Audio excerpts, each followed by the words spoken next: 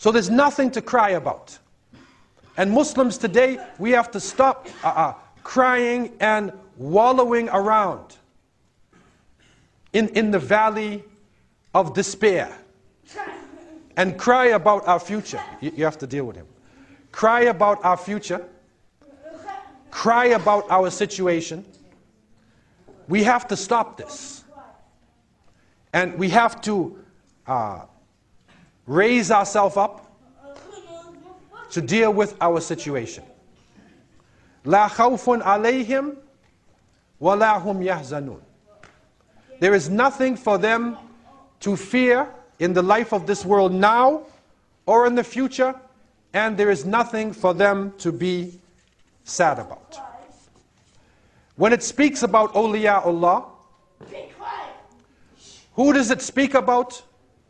It says not a special category of people, not a special group that has a special uniform on or a special name. Allah Azza wa Jal says, Alladhina amanu wa kanu yattaqun. The description of the friends of Allah are those who believe and they have taqwa. So two qualities we need to reflect on: Iman and taqwa. These are the qualities of the awliya. Anybody, any Muslim can be described in this. Anybody can fall under the mercy of Allah subhanahu wa ta'ala and fall into the category of awliya who have la khawfun alayhim wa la hum yahzanun. They have nothing to be afraid of. They have nothing to be sad about. It is a win-win situation for them. And so when we look at this in our present situation, we need to constantly say Alhamdulillah. Because we are not going through necessarily the suffering that those who came before us went through. And I reflect upon this with people who would get up in the middle of the night in chains and pray to Allah subhanahu wa ta'ala to relieve them of their situation. Hold on to their faith. They are being beaten to death. And they will still maintain their faith. And Muslims have done this, and looking at different points in history to see what Muslims have done, we take our religion for granted. Recently we ran across a fatwa of a great scholar from North Africa, the Sheikh Bujuma Abu Wahran, and he made a fatwa for the Muslims of Al-Andalus. And this was in 1504. This is after the fall of Granada. And he made a fatwa for these people who are now known as Morescos. And the Morescos were Muslims who had to hide their identity. They had to, because of the Inquisition, the Spanish Inquisition that was going on, they would take you in front of the Inquisitor. And if you are not a Catholic, they will burn you at the stake. And that is a terrible way to die. And then there were people who said, okay, I'm a Catholic. Father, Son, and Holy Ghost, whatever you want. I believe. But they still followed them. And this situation was so trying for these people. They could not display any Islam. And it is reported that there were people who actually took a bath on Thursday night. He just took a bath. He's a Catholic. He took a bath on Thursday night and they burned him at the stake. Why is that? Because they thought he was making the ghusl of Jum'ah. So the Sheikh made a fatwa. And he said, I know that you cannot show your faith. You have testified that you are Catholics now. But you have to hold on to your deen. And in the spirit of Ammar ibn Yasir, radiallahu anh, and Ali Yasir, in the time of the Prophet ﷺ, we remember their story, that they were being tortured in the early period, tortured in a terrible way. And one time the Prophet, peace be upon him, came next to them, and he said, Sabran Ali Yasir, maw'idukum al-jannah. Have patience, Ali Yasir. Your place is in paradise. And sure enough, the mother of Ammar, Sumayya, radiallahu anha, she was the first person to give her life for Islam. Ammar came to the Prophet ﷺ one time and he said, I have destroyed myself. So the Prophet, peace be upon him, said, how did you destroy yourself? He said, I said kalimatul kufr. I said the word of disbelief. Couldn't control myself. The Prophet, peace be upon him, said, how is your heart? He said, my heart was mutma'in bil iman. I believed, I was strong in faith in my heart. Then the Prophet said, then you are still on the path, in words. And so what came out of this, that the Mufti used for the Moresco people who were hiding their identity, is that even though you are told, or you have to testify that you are Catholics, if your heart is still on the faith, then you're still Muslim. Imagine this situation. We take it for granted. We walk around as Muslims. We think there's some pressure on us because they look funny at us at the airport. Imagine this situation that they're in. The Sheikh said to them, I know your situation. You can't show anything. So if you want to make salat, you got to make wudu. So walk along the street, make your intention inside, tap the wall. That's tayammum. You make salat with your eyes. Pray with your eyes. You want to give your zakat? Then give somebody a gift and make the intention of zakat. You want to maintain yourself, to maintain your deen, but they force you to marry in a church. And so you have to do it, but in the middle of the night, then have a nikah. They bury you in your death. You may be buried with the Trinity. But later on in the middle of the night, have your people make janazah for you. And so he gave them a system of resistance, how they could maintain their faith if they could not escape and make hijrah across to North Africa and into the Muslim world. He gave them a system by which they could maintain their faith, and by the mercy of Allah subhanahu wa ta'ala, Andalusian people now are entering Islam in Spain right now. We take our religion for granted. We take it. And we become stagnated. We become lazy in our deen. And the great scholars, in looking at these two terms, the first one is taqwa. The great scholars, in looking at this, said that taqwa is made up of al-khawf wal-raja. It is made up of fear and hope. And the ulama have told us, man raja shay'an talabahu, wa man khafa shay'an haraba minhu. Wa man raja al-ghufran ma'al isra fahuwa maghrur. They said to us that whoever hopes in something, he requests it, he wants it, so he moves towards it. And if you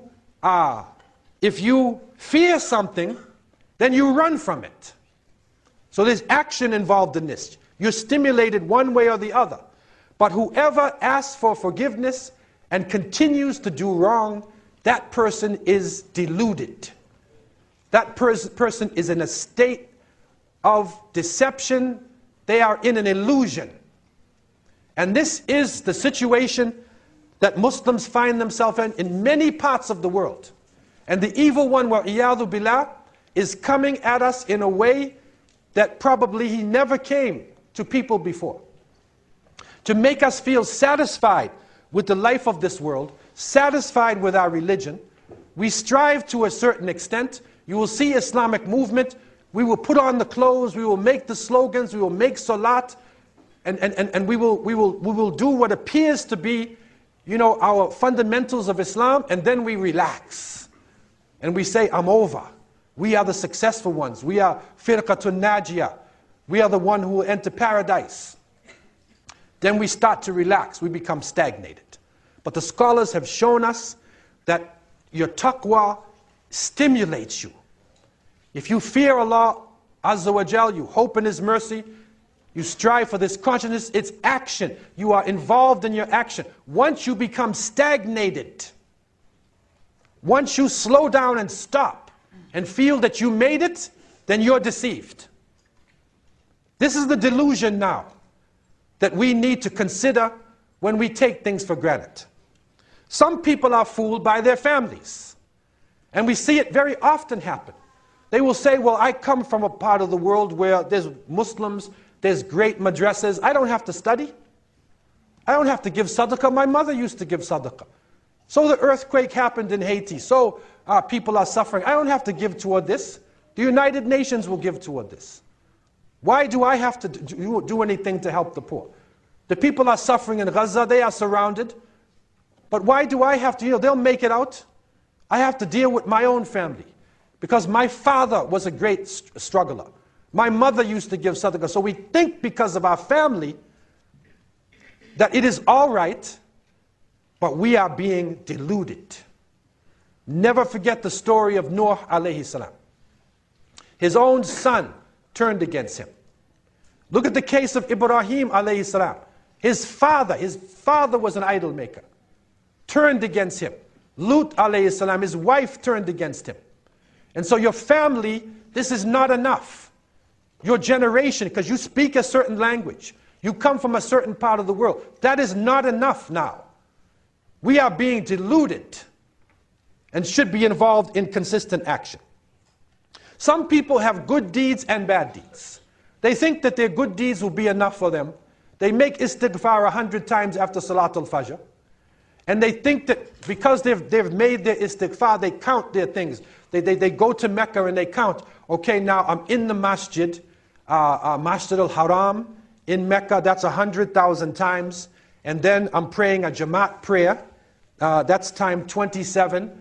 And then I'm on Hajj. And they start multiplying things up. So I must have about 2 billion hasanat.